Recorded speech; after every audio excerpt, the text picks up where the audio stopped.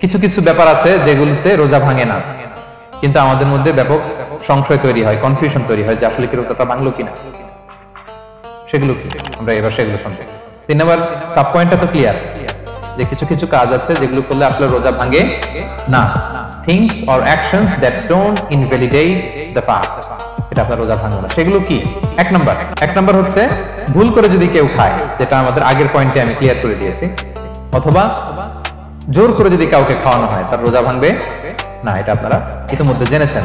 একটা হাদিস শুনে সহিহ বুখারী, রাসূল সাল্লাল্লাহু আলাইহি ওয়াসাল্লাম বলেছেন, মান নাসিয়া ওয়া হুয়া সাইম ফাআকালা আও শারিবা, রোজা অবস্থায় কেউ যদি ভুল করে খেয়ে ফেলে, ফালিউতিম্মা সাওমা, সেজন্য তার রোজা পূর্ণ করে, তার রোজা ভেঙে গেছে মনে করে সেজন্য খাওয়া শুরু না করে, সেজন্য রোজা পূর্ণ করে। কারণ ফাইন্নামা আতআমাহুল্লাহু ওয়া সাফা, কারণ আল্লাহই তাকে খাইয়েছে, আল্লাহই তাকে পান করিয়েছে। কিন্তু ভুল করে খেয়ে ফেলছেন, এটা আপনার হাতে ছিল না। তাহলে ভুল করে খেলে তার রোজা ভাঙবে না, কাজা কাফারা কিছুই লাগবে না, জাস্ট ইউ কন্টিনিউ ইউ সিয়াম। ওকে। 2 নাম্বার হচ্ছে এটা বিবাহিতদের জন্য, যেহেতু মোস্ট অফ দ্য অডিয়েন্স আর 18+, কোনো অসুবিধা নাই। আর ইসলামে কথাগুলো আসলে বাঁচতে হলে জানতে হবে। সেটা হচ্ছে আমরা শুনেছি যে বিবাহিতরা ফিজিক্যাল ইন্টারকোর্স যদি করে, দেহ থেকে সিমেন আউট হলে রোজা ভেঙে যায়, কিন্তু স্বাভাবিক মেলামেশার সাথে রোজা ভাঙে না। কিস করা, হাগ করা হাজবেন্ড ওয়াইফের মধ্যে, এই যে সখ্যতা, এই ব্যাপারগুলো যদি দিনের বেলায় ঘটে এতে রোজা ভাঙে না। ব্যাপারটা বুঝতে পেরেছেন না সবাই? দলিল শুনেন। আমাদের আয়েশা রাদিয়াল্লাহু তাআলা আনহা বলেন, কারণ নবী সাল্লাল্লাহু আলাইহি ওয়াসাল্লাম ইয়াকাব্বিলু ওয়া হুয়া সাইম, রমাদানের রোজা অবস্থায় তিনি আমাদেরকে কিস করতেন, ওয়া ইউবাশিরু, আমাদেরকে হাগ করতেন, ওয়া হুয়া সাইম, রোজা অবস্থায়। এতে রোজার কোনো সমস্যা হতো না, তবে এটা রিকমেন্ডেড না। স্বামী স্ত্রীর একান্ত মেলামেশা দিনের বেলা রিকমেন্ডেড না, কারণ এটা থেকে সে সেক্সুয়ালি এক্সাইটমেন্টের দিকে চলে যেতে পারে, ফলে ভুল করে সে এমন কাজ করে ফেলতে পারে যেটাতে তার রোজাটাই ভেঙে যাবে। আর ইচ্ছা করে রোজা ভাঙলে কি করতে হয়? কাজাও কাফারাও, খবর আছে না? সেজন্য এটা খেয়াল রাখতে হবে। 3 নাম্বার, এটাকে আরবিতে বলে আল ইহতিলাম, ওয়েট ড্রিম, বাংলায় বলে স্বপ্ন দোষ। ঘুমের মধ্যে এমন কিছু দেখলেন ফলে আপনার সিমেন আউট হলো, আপনার রোজা ভাঙবে না, কারণ এটা কি ইচ্ছা করে করছেন আপনি? কার হাতে? আল্লাহ। এতে রোজা ভাঙে না, শুধু আপনি ঘুম থেকে উঠে ফরজ গোসলটা করে নিলেই হবে। প্রিয় ভাইরা, মুসলিম কমিউনিটির ভাইরা, কথা কি বুঝতে পারতেছেন? আচ্ছা। 4 নাম্বার হচ্ছে ব্লাড টেস্ট। অনেকে বলে যে হুজুর ব্লাড টেস্ট করা যাবে কিনা রমাদানে? ব্লাড টেস্ট করা যাবে। ব্লাড টেস্ট করলে রোজা ভাঙে না, এটা খুবই জরুরি একটা মাসালা, প্রায় আমাদের লাগে। 1-2 সিরিঞ্জ ব্লাড নিলে ভাঙে না, তবে যদি অনেক বেশি অ্যামাউন্টের ব্লাড নেয়, এতে যদি আপনি ক্লান্ত হয়ে পড়েন, সেক্ষেত্রে আপনি রোজা ভাঙতে পারবেন, পরে কাজা করলে হবে।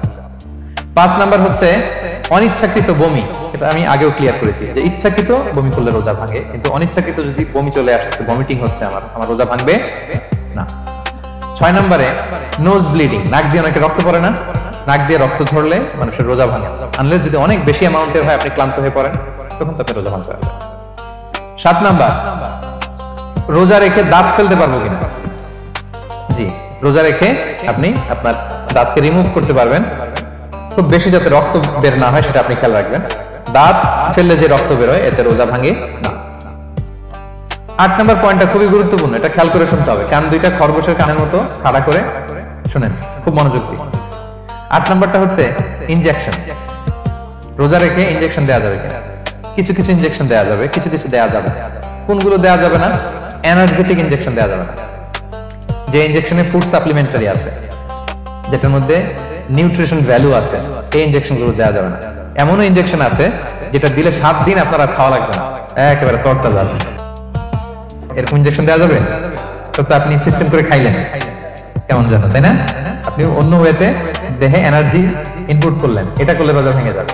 তাহলে food supplementary injection, nutrition value আছে এরকম injection, energetic injection, energy boost up করে এরকম ইনজেকশন দিলে রোজা ভেঙে যায়, এগুলো দেওয়া যাবে না।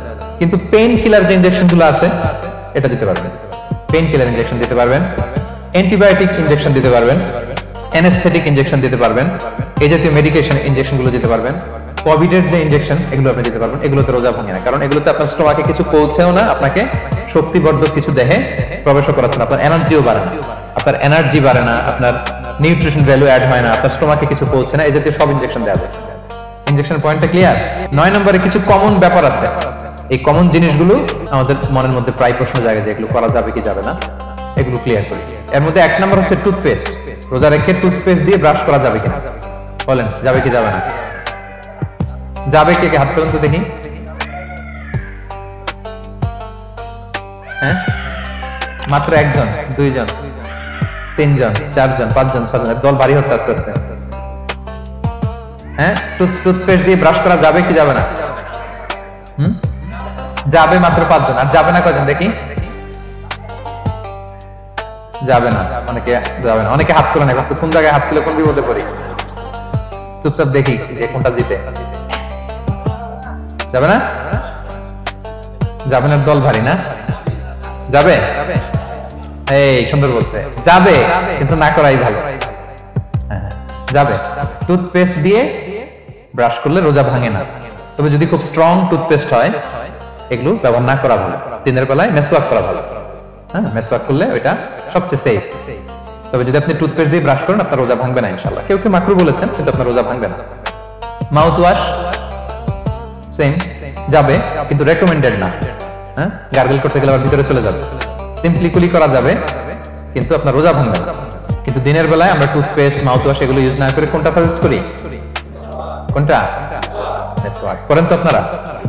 রাসূল সাল্লাল্লাহু আলাইহি ওয়াসাল্লাম বলেছেন, আমার উম্মতের জন্য যদি কষ্ট না হয়ে যেত আমি প্রত্যেক নামাজের আগে মেসওয়াক করা ফরজ করে দিয়ে যেতাম। কষ্ট হয়ে যাবে, পকেট নিয়ে নিয়ে মেসওয়াক করতে হবে। এবং রাসূল সাল্লাল্লাহু আলাইহি ওয়াসাল্লাম মৃত্যুর আগে ওনার হাতে যে জিনিসটা রেখে উনি শেষ নিঃশ্বাস ত্যাগ করেছেন সেটা হচ্ছে মেসওয়াক। উনি অত্যন্ত অসুস্থ, প্রচন্ড জ্বরে কাতরাচ্ছেন।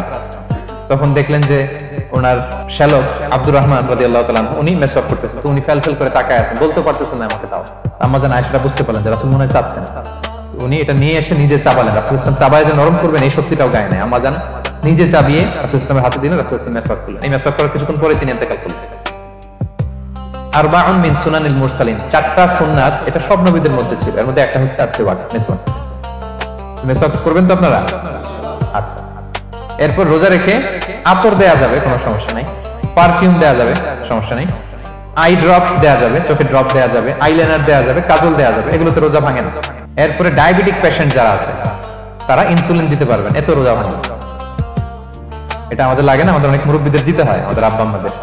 তো এটা আপনারা জেনে গেলেন, ইনসুলিন দিলে রোজা ভাঙে না। এরপরে 10 নম্বর খুব মজার একটা পয়েন্ট, খাবারের যদি লবণ চেক করা হয় এতে রোজা ভাঙে না। তবে ঘরে আপনারা এটা ট্রাই করবেন না, এটা রেকমেন্ডেড না। এটা কখন রেকমেন্ডেড? এটা বড় শেফদের জন্য। লেটস সে রমাদানে 1000 লোকের বিরিয়ানি করা হবে, আল্লাহর বান্দারা রোজাদাররা খাবে, এটা লবণ বেশি হলে খেতে পারবে? পারবে না। এজন্য যিনি শেফ, প্রধান বাবুর্চি, উনি লবণটা ট্রাই করতে পারবেন, করেই সাথে সাথে কুলি করে ফেলবেন, ভিতরে তো কিছু গেল না, এতে রোজা ভাঙে না। তাই বলে প্রতিদিন ঘরের রান্নাতে আবার এটা করতে যায় না। ঘরে দুইজন, আপনি আপনার হাজবেন্ড ওয়াইফ টোনাটুনি একটা হইলেই হইলো, কি বলেন? লবণ বেশি হবে কম হবে। কিন্তু বড় প্রোগ্রাম, অনেক রোজাদাররা একসাথে ইফতারি করবে, এটা তো লবণাক্ত হলে খাওয়া যাবে না। তো সেক্ষেত্রে শেফ যদি জাস্ট জিব্বা দিয়ে লবণটা একটু ট্রাই করে নেয় যে অ্যাড করতে হবে না, ঠিক আছে, সাথে সাথে কুলি করে ফেলে, রোজা ভাঙবে না। দলিল কি? দলিল হচ্ছে কাঁচা ডালের মেসওয়াক। রাসূল সাল্লাল্লাহু আলাইহি ওয়াসাল্লাম কাঁচা ডালের জাইতুনের মেসওয়াক দিয়ে তিনি সেওয়াক দিয়ে মেসওয়াক করতেন। তো কাঁচা জাইতুনের আপনারা মেসওয়াক করছেন, এটা কিন্তু অনেক লবণাক্ত, সল্টি, এটার মধ্যে একটা ঝাঁঝালো ভাব আছে। তো এটা আপনার জিহ্বায় লাগলে কি রোজা ভেঙে যায়?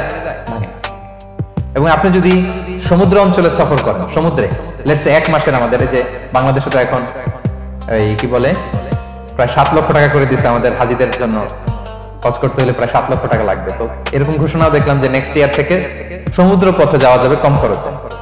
তো কেউ যদি এমন হয় সমুদ্রের সফরে দীর্ঘ সময়, আপনি ওযু করবেন কি দিয়ে? সাগরের পানি দিয়ে। তো সাগরের পানি কেমন?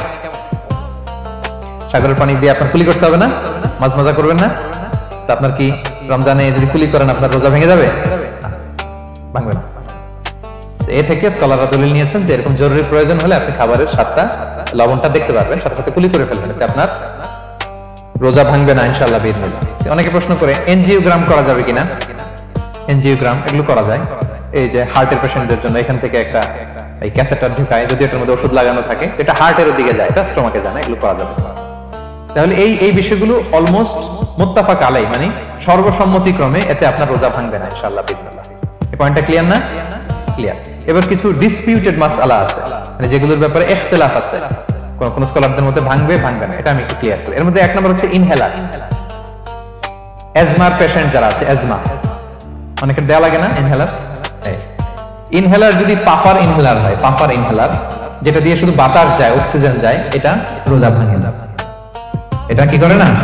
রোজা ভাঙে না। পাফার ইনহেলার যাতে অক্সিজেন পাস করে রোজা ভাঙবে না। কিন্তু যদি ভ্যাপোরাইজেশন হয় অথবা একটা আছে DPI dry powder inhaler, punch করলে একটা পাউডার সহ ভিতরে যায়, অ্যাজমাটা কমায় দেয়, ওই পাউডার দিয়ে করলে কিন্তু রোজা ভেঙে যাবে। ভ্যাপোরাইজেশন হলে বা ডিপিআই ইনহেলার হলে আপনার রোজা ভেঙে যাবে। ইনহেলার ক্লিয়ার তো সবার কাছে? আচ্ছা, এরপরে যাই সামনে। সাপোসিটরি বুঝেন তো না? ডুশ বলে, প্রচন্ড জ্বর কমে না, তখন ডাক্তার বলে যে পাই পথে অ্যানাল পিল বলে এগুলাকে, পাই পথে এটাকে ইনপুট দিতে হয়। এই সাপোসিটরি এটা একটা ডিসপিউটেড মাসালা। হানাফি স্কুল অফ থটে রোজা ভেঙে যায়। আমরা যেহেতু বেশিরভাগ হানাফি স্কুল ফলো করি, হানাফি মাযহাব, তো আমরা এটাই সাজেস্ট করি সাপোসিটরি না দেওয়া। তবে অন্যান্য স্কলারদের মতে রোজা ভাঙবে না, বিশেষ করে ইবনে তাইমিয়া আলাইহি রাহমার মতে রোজা ভাঙবে না। এখানে প্রসঙ্গ যেটা হচ্ছে, সাপোসিটরি সাধারণত দিতে হয় ইমার্জেন্সি পিরিয়ড, কি বলেন, জ্বর আর কমে না, কঠিন অবস্থা, তো ওই অবস্থায় তো রোজা এমনি ভাঙা যায়। প্রচন্ড অসুস্থ হলে ভাঙা যায় না রোজা? ভাঙা যায়। তো আপনি রোজা ভাঙবেন, পরে কাজা করে ফেলবেন, সাপোসিটরি দিবেন, অসুবিধা নেই।